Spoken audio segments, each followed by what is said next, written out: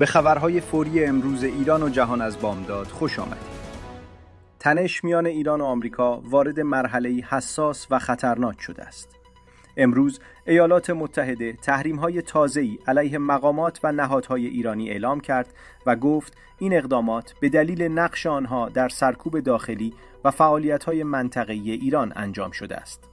همزمان پنتاگون تایید کرده که نیروهای نظامی آمریکا در منطقه در وضعیت آماده باش بالاتر قرار گرفتند و گزینه نظامی همچنان روی میز است.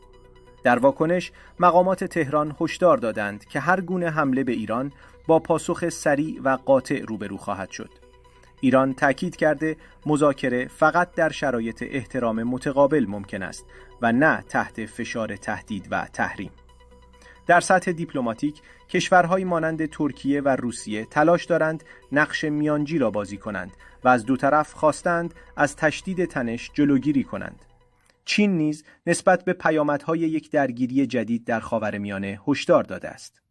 این تنش‌ها بلافاصله بر بازارهای جهانی اثر گذاشته.